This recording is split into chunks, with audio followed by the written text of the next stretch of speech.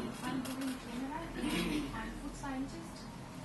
I'm independent consultant. I teach people how to eat healthy. I'm volunteer to fight obesity. And I'm sorry I will interrupt, but I had a question, and actually I would like to bring something up. The farmers market locally by Godfrey Fever, last year in October, I bought a bread, and that bread is still in my house, not refrigerated, not molded, and that brings my question: who are suppliers for local food markets, and who regulates the product, specifically bread, which we eat? It's honestly terrifying that bread's still in my house since October. So I'm very, very aware about healthy food. Well, maybe we can, I don't know if anybody has any insight into the regulation of this. My only suggestion to you is that Brenda Langton at Spoon River Restaurant is the director of that market. So I would bring the bread to her and show her and ask her about that particular vendor. And then you could also find out how they regulate. Each market is operated separately by usually a manager of that market, and then often has an advisory board. But they all, that one in particular has the intent to have all organic, local, sustainable growers and producers. So she should hear your feedback on that. Yeah, like I said, when we go to the market, we supposedly buy organic and natural, exactly. And people really don't know what they eat. I would ask her about that. Okay. I'm Sue Peterson, and I just have a very tiny garden, and I was coming here to learn more and get motivated and inspired, and it's certainly enough of that. So thank you. My name is Peter Baker. I live in the Northeast. Interested party. I turned the back half of my backyard into a native prairie planting with all native plants. Part of it's domestic, part of it's up in savanna. Based on the proximity to the main tree that's there, I've got a year-round pond that is self-sustaining with fish and plants and everything. Rain garden in the front. Recently put a water collection system on Boulevard. Wife works for NPCA, so that's sort of the extra motivation. House is going to be on the Minneapolis home tour at the end of April. What's your address? 3526 Polk Street. Trying to highlight the livability features of the Northeast. And we've got neighbors coming in to help show the house. It's called Renovation on a Budget, and how you can make your house very pleasant and, well, it's automated too. I'm with IT Automation. We do home automation and other things. And I'm taking too much time. Thank you. And I'm Cody Peterson. I'm a resident of Northeast, and I live up close to Johnson 27th, and I've always looked at that plot across from the Hollywood. I thought, I want to get Hollywood up and going, but while we're waiting, why don't we use that property rather than just having a fence around this grass plot? So maybe that's a place we could do a good community garden. Talk to Gavin. Think about that too, huh? Talk to Craig.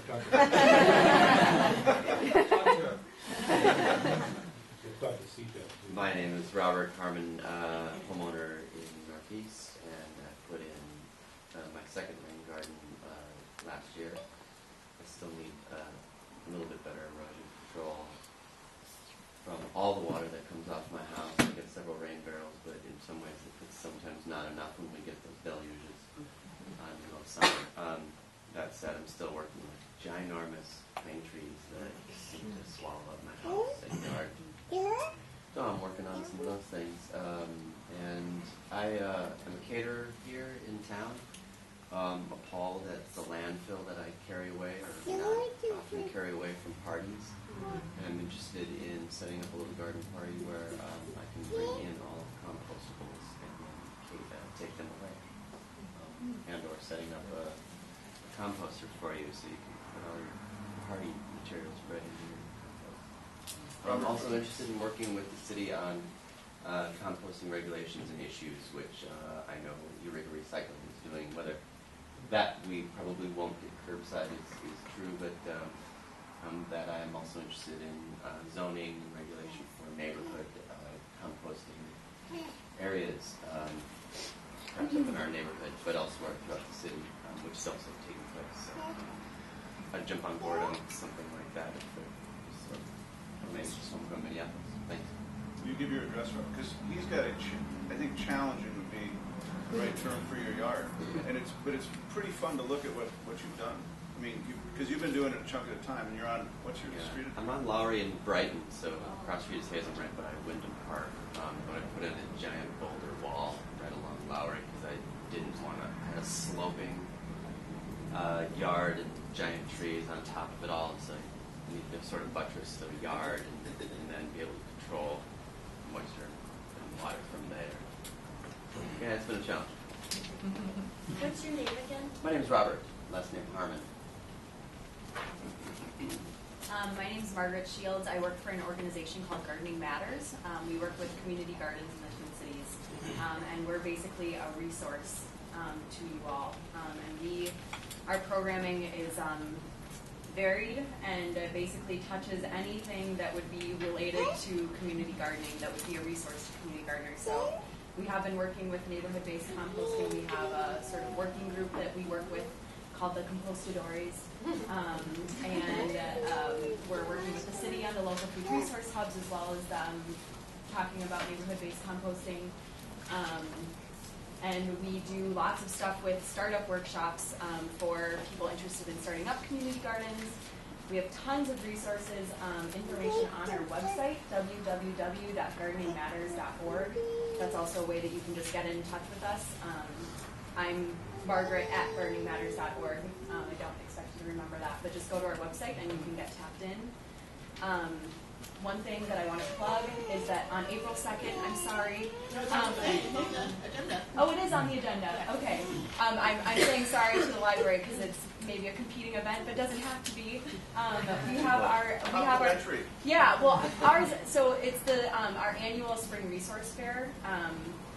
We have Frogtown Farms is going to be our keynote presenter in the morning, and then they're on the other side of the river, St. Paul, but have some really interesting work going on over there around Urban Ag, and then we have workshops throughout the day on horticultural as well as organizational topics, and food and all different tons of organizations with information for you. So it's just a way to get a nice start to the growing season.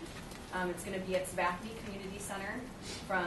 It runs from 9 a.m. to 4 p.m. So I really recommend that you come out and network with your fellow community gardeners across the Twin Cities, and then go to whatever events are going on at the library that day too.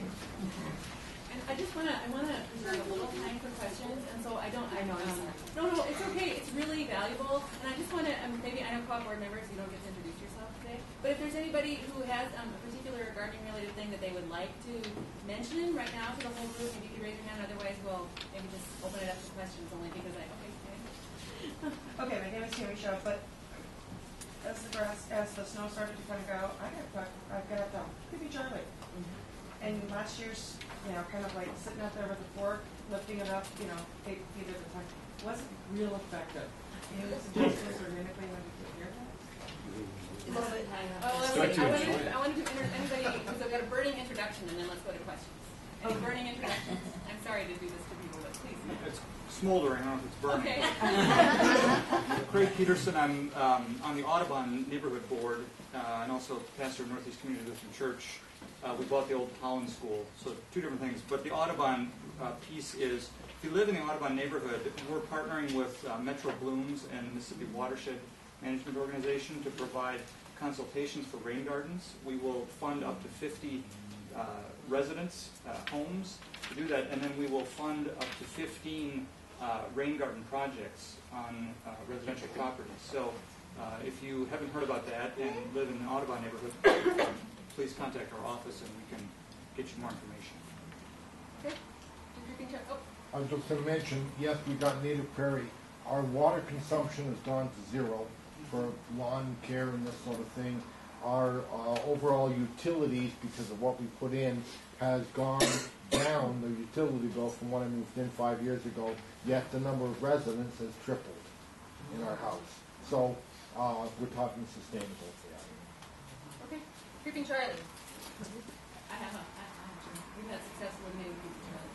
Reducing with it's the people who use the extract from the sugar beets. Yeah. Green Guardian is the name of it. And it's a local company. I'm telling you, I mean, it stinks because it's just like this weird syrupy molasses stuff. But you eat it. No, it's extract from sugar beets. So this is I don't know. I mean, I'm not a shill or anything, and I don't get a discount, but we have a really big yard.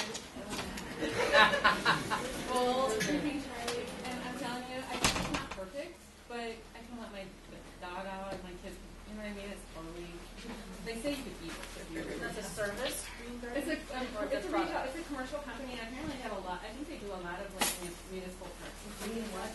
So they spray it, and what happens is that it acts as a broadleaf herbicide because it like absorbs in and explodes in the cells over time. It's expensive, you know what I mean? It's a little more expensive than the whatever.